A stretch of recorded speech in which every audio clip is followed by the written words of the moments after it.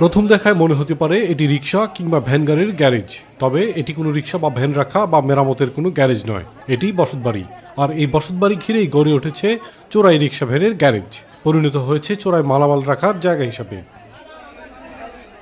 বৃহস্পতিবার গভীর রাতে স্থানীয় এক বাড়িতে রিক্সা চুরি করতে গিয়ে ধরা পড়ে দুই চোর।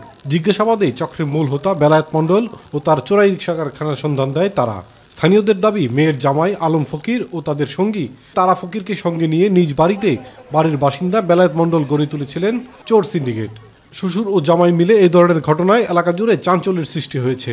চোরদের শাস্তির দাবি জানিয়েছেন ভুক্তভোগী ও এলাকাবাসী। কিছুদিন আগে আমার বেড়াই নিয়ে গেছে, চারটি ভাড়া গাড়ি নিয়ে ব্যবসা করতেছে। রহিম আর হইল তারা, এই দুজনের কথাই আমি শুনছি। যে ব্যক্তি চুরি করছে তাকে যিনি সাজা দেওয়া হয়, যাতে আর সে ব্যক্তি চুরি না করতে পারে। গাড়ি চুরি করে নিয়ে আসে, তখন ওই লোকটার পরিবার ফ্যামিলি কি অবস্থা, কিভাবে চলে? চোরের বিচার চাই। চোরের আমার গাড়িটা দিয়ে দিক, আর জাগের গাড়ি মারি নিচে সব গাড়ি তাগের ফেরত দিয়ে দিই। চোরের উপযুক্ত শাস্তি হোক এবং এর পাশাপাশি এই মালগুলো যারা লুটপাট করে নিয়ে গেছে এদের উপযুক্ত বিচার চাই। সবারই ক্ষতিপূরণ দিবে, এর সুগন্ধ আইনগত অবস্থা তাকে সাজা দেয়। চোর সিন্ডিকেটের বিরুদ্ধে ব্যবস্থা নেওয়ার আশ্বাস দিয়েছেন স্থানীয় প্রশাসন।